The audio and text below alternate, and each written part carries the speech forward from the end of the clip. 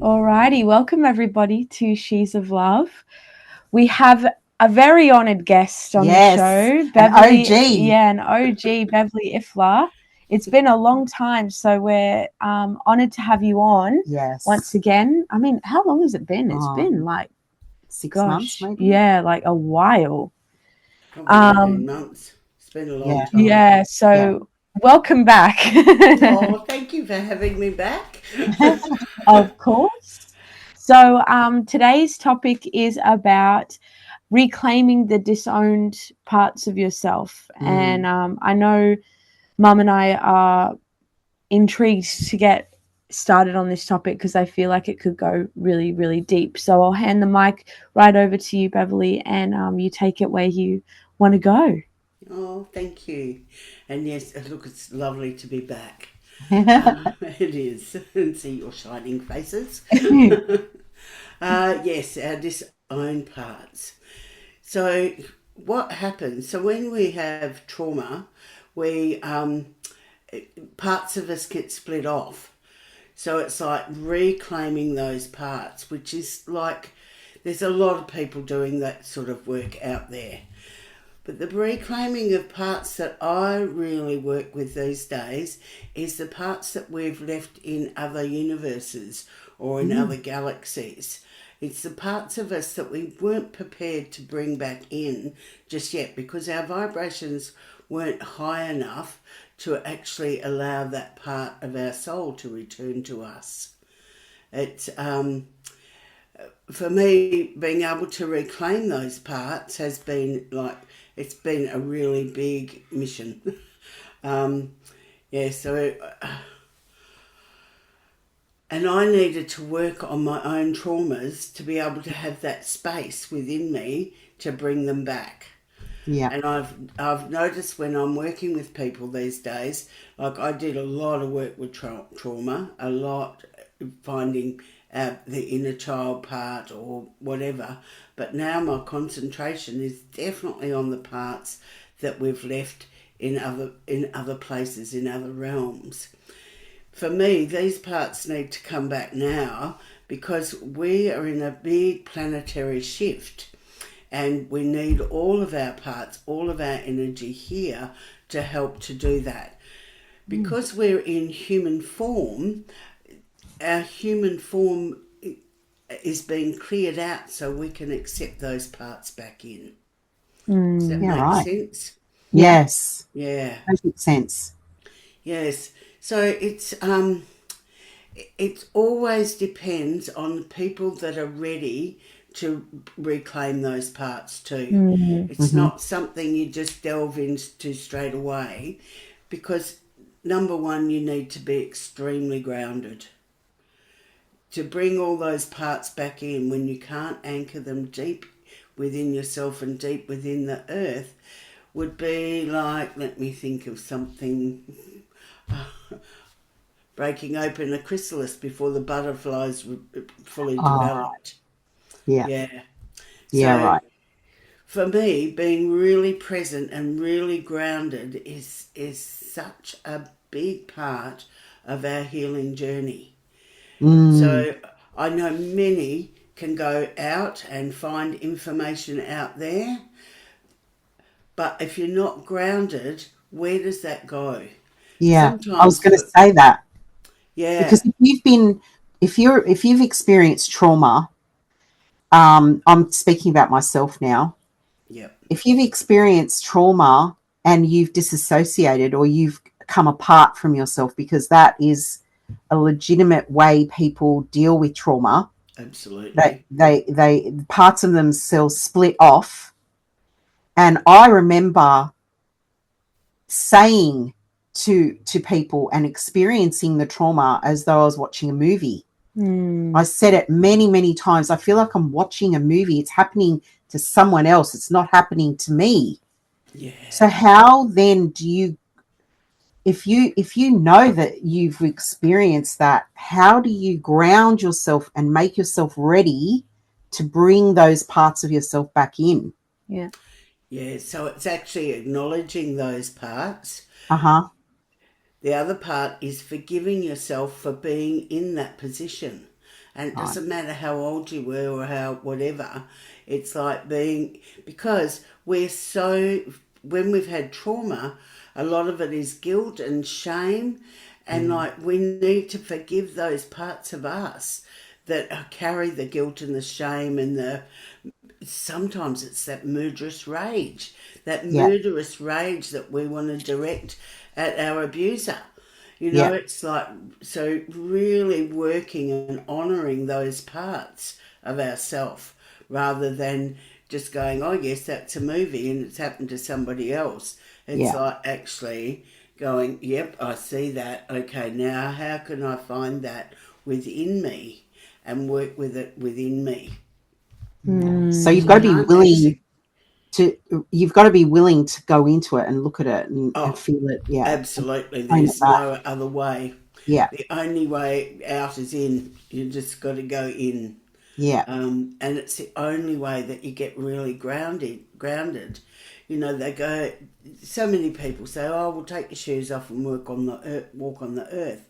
Well, that's great because the earth does share information with us, but it doesn't actually ground us. It doesn't allow all of us to come into this physical body.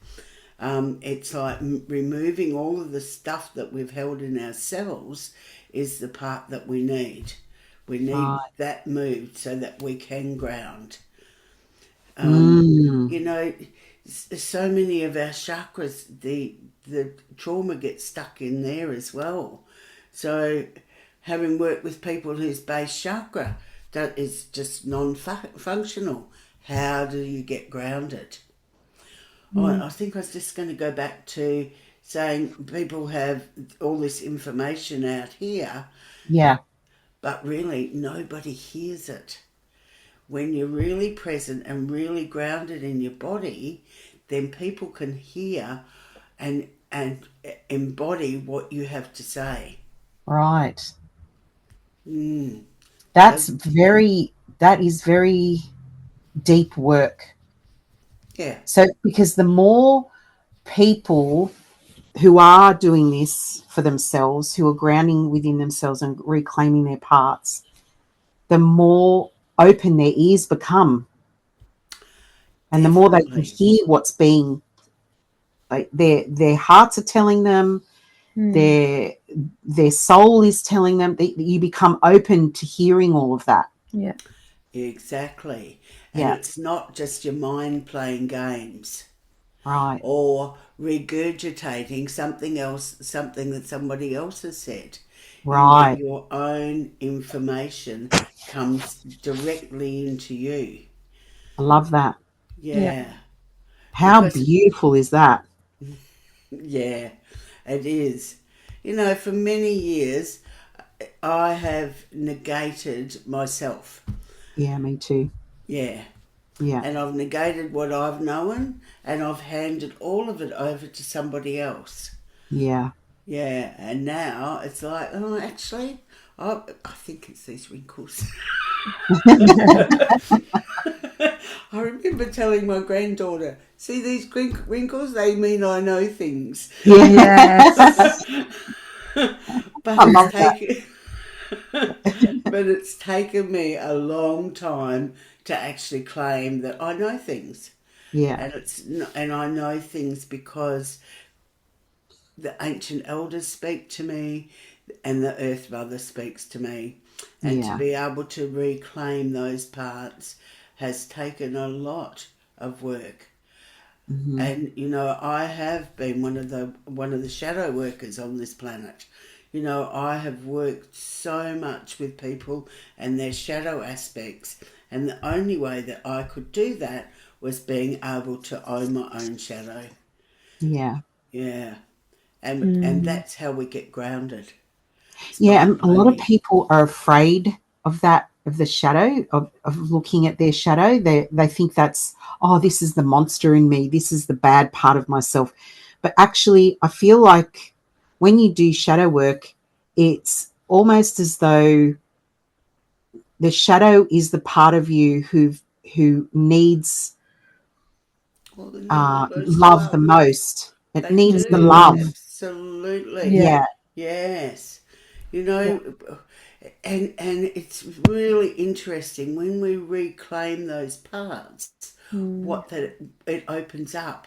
It Yeah. doesn't. It's not that it's all bad. Yeah, that's Like, right. Yeah. yeah.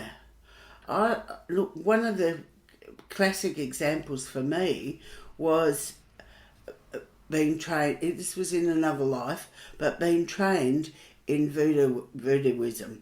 You know, Right. like I'm like, oh my gosh, I don't. You know, it was like I wanted to reject that part, but actually, once I could bring her in, it wouldn't have even been 2 weeks later.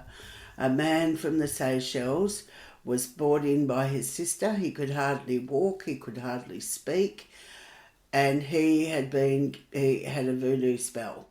So Right. because I had finally reclaimed that part of me, I knew how to undo that spell. Right. And within 2 weeks, he's back driving his car, speaking, doing all the things that he had done previously.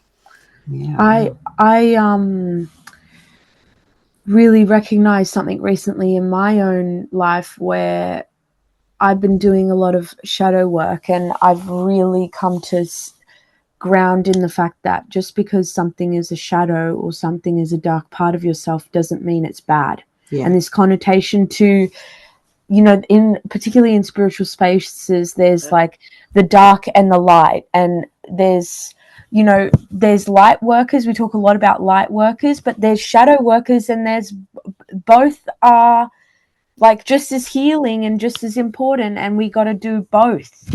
And when I recognized when I looked at my shadow and I realized, oh, I do manipulate, and I do manipulative things, and you know that hurts other people. And you know, I looked at that side of myself. Not only it's not necessarily bad, it's just a normal outcome of being a human and getting hurt and doing things to keep yourself safe. But once I Yes. recognize that I manipulate, I can then recognize when other people manipulate me, Yeah. and That's you can ex- spot that out. Yeah, that's right. yes. And now I've, you know, through shadow work in the past, you know, however many years, I've seen myself more clearly, and I've seen how you know, the maybe harmful habits or harmful behaviors that I've practiced in the past. But it allows me to recognize when that is being done to me, and I'm like, actually, no. And that's powerful. That's recognizing maybe the harmful parts or the shadow parts of yourself allows you to actually spot it in the outside world and keep yourself call it out and keep yourself kind of more safe away from those behaviors. That's right. Yes. And the other part to that is when you see that in that reflected to you in the outside world, they're looking at what that part is within you. Um, I had a lady just not very long ago who couldn't believe how much on her Facebook news feed was all this murderous stuff coming up. And then she went for a walk, and this guy's got an axe in his hand, and she just freaked out exactly. But she had to look at the part of her that really wanted to murder. Like she had Right. to actually start to own that murderous part Mm. within her. So it's like, you know, life's always reflecting to us. It Yeah. Yes. reflects to us what we need to heal within ourselves. If you're triggered by it, I think one of the things that was really big for me was when my teacher pulled me up on my sarcasm, because I never wanted to say. I didn't want to hurt people's feelings, but I needed them to know what they were. I don't know. I can't remember. It's actually quite some time ago, but I because I couldn't speak the truth, I would use sarcasm to get my point across and try to make it funny. Whereas actually, I should have been telling the truth. And the more I've told the truth, the more my world has changed. You know, I've become more authentic, and and it's my truth. It's not necessarily anybody else's truth, but with my truth, the world changes around me. Yeah. Mm. Yeah. Which, 100%. That's powerful, because I think when you acknowledge that you are powerful within the choices that you make, and that you have control over the direction of your own life, yeah, and you recognize the responsibility you have to yourself, that's when life can start changing for you. yeah, And that's when you can, people, I know I was scared of that. Like, I was scared of, well, did I trust myself enough to direct my life in a way that I wanted it to go? Like, it's a layering effect, because, then you have to deal with trusting yourself, and you have to deal with that layer. And once you deal with that layer, then you can start dealing with, well, yeah, I do trust myself. I've done that work on myself. Now what direction do I want to go? And you need to start choosing better for yourself. You're not going to just be yeah, choosing what's easy or yeah, what's familiar, that sort of yes, Yeah. thing. yes, and it does take a lot of courage to start with, to be Yeah. able to listen to your heart, listen to your gut as well. Like, your gut is pretty powerful when Yeah. it comes to knowing the truth. And when Yeah. we, like you were just saying about recognizing the manipulation in people, it's you have a gut instinct. That's Mm-hmm. right. Yeah, so it's like There's been it's alchemization, and it's completely magical. And there's so many times where I've had a bad feeling about a situation or about a person, and I haven't been able to explain it to people other than I just feel it. And lo and behold, it's right. I'm right. I was right, and it was like, and I also trusted it. Not yeah, only was I right, but I've like there's been so many times where I've had a bad feeling, and it's like, oh nah, like it's just and then I continue, and then I find out, oh no, I was right. But yes, finally practicing enough where I'm beginning to trust my gut feelings, and even though they don't make sense to the external world, like just doing it anyway and just seeing what happens and being right as well, and like being like, oh yeah, I'm so glad that I trusted that. and I listen to It's myself. Yes, Yeah, it's becoming your own best friend, and you need to love all parts of yourself, and it's the best way to walk through life is trusting yourself and being your own friend, because a lot of the time we automatically go towards rejecting ourselves or disowning ourselves, like the Yeah. title is. Like, Or believing somebody else we've over been ourselves. programmed yes, because our mothers and our fathers have trained, and our grandmothers, and it's been in the lineage for hundreds and thousands of years. yeah, So it takes a long time to break out of the pattern, but if you just start recognizing it slowly and surely, I mean, there's still always, I'm not saying this from a perspective of, oh, I'm there and I've done it. It's just more like I'm doing it, and you're doing it. I'm Yes, doing the, it, and it's the, still, you're going to screw up, but I'm here trying. yeah. I had a That's birthday not long ago, and I'm still doing it. Yeah. There's still, like, my big tour to England really brought up stuff that I went, oh, thought we'd managed that, but there was still more to do. Um, Mm. I always go to people when they say, oh, but I've done that. I always go, yeah, well, you're still alive, you're still in human form, there will always be something to do. Yes. Mm, yeah. Yeah. Yeah, So, my thing at the moment, Bev, is I need to stop. I've got this, I don't know where it comes from. It might come from my mum, but I've got this like tape running in my head that I'm too old or that I'm old. Oh, I can't stand it. Oh, look at these wrinkles. No. I tell her off all the time. It's annoying me. Yeah, Yes, she it gets would annoy annoyed. me too. Thank you, Bev. Are you talking about I annoy you or you're annoying yourself? No, I'm not annoying myself. I said that would annoy me too Oh, if Yeah. you kept telling me that you thought you were too old. Yes. I was So, 55 when I sold everything and moved to New Zealand for 9 years. right. And I don't know how old you are, but I think, yeah. And I'm 71 now, and I still have plenty to do. Yeah.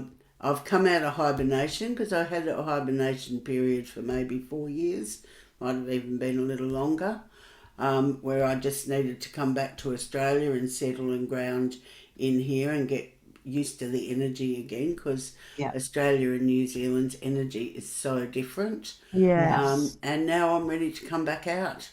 It's like, Beautiful. yeah.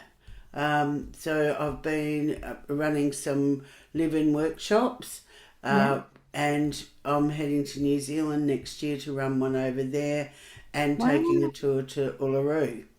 Beautiful. We could add some links into the comments as well to those events if you'd like us to. Yeah. I'm sure some people would be interested.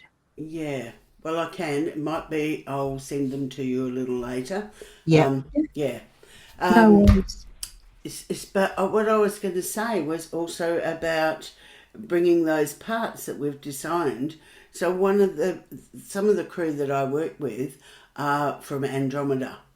So the Andromedans, apart from my ancient elders, they work in correlation with each other to bring both those parts back.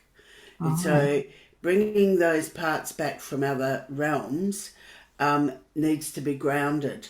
So that's when the ancient elders come in and they help to ground that energetically into the physical. Yeah. That's amazing. Wow. Yeah, so it feels like that's one of the next stages of our evolution. Well, it's the next stage of my evolution as a healer is to do that, is to actually anchor people's, bring those parts all back in, so that, because when we've got parts out, we don't not working at full capacity. Yeah. Yep. Yeah, that feels very true. Yeah. And we need to work at full capacity because our planet and humanity is in a state of flux. So Right. when we can get enough people fully present with all their parts in, we change the world. Like, even pulling them back in, you don't even need to do a lot. It's just being, and other people's energy changes by osmosis. Right. Yeah. I love that. Yeah, well, that's exactly what happens. It's a bit like walking into a dark room with a candle, Yeah, It right. lights it up, and that's what our energy does. It lights people up. Might even just be not just naughty. It might be the cashier that's serving you, that you have an exchange, but it's not just an exchange in words. We're having an energetic exchange. I did read something the other day where, you know how in COVID times we were kept 6 feet apart because most people's auras go that far out.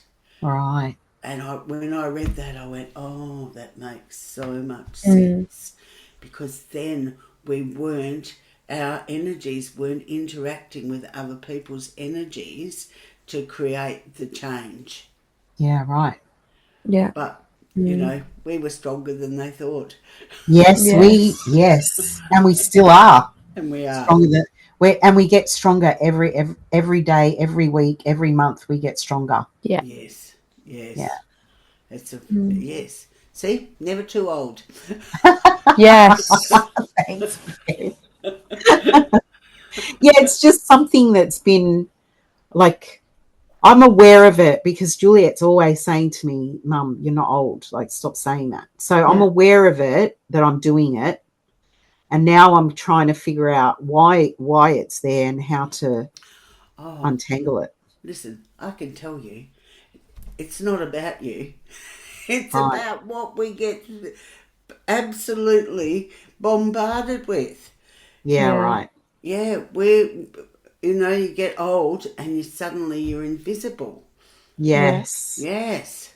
And it's like, actually, I'm not invisible. I'm going to stand up and claim my place. Yeah. It's like, just keep claiming your space in the world. I love that. Yeah. Thanks, Bev. It's all right. Because I need to do it too. And like I do, I go to a supermarket and I might get ignored and I'm like, no, you're not ignoring me. And I will say something. I don't, and it might just be a little joke with somebody or, just anything that pops into my head, really. Yeah. To say I'm here. Yeah, I'm here. yes, and I have a voice. Listen. Yeah. Yeah. Yeah. Yeah. Wow. I love that, Bev. Thank you for coming on today. Yeah. Oh, that's my pleasure. Yeah. And we won't leave it so long next time. Yeah, we'll definitely have you on again soon. All Yeah. right. Yes. We run out of time already. That was very quick. Yeah, I know. Felt like we only just got started. Well, we can continue this conversation in another video, definitely. Yeah. Like, there's more, like we could go on for ages and ages about stuff like this. Yeah, that's right. Yeah. So, just for anybody that's watching and if they're interested, I do work over Zoom and it's just as powerful as if you came visited me in my home. So, just to let you know.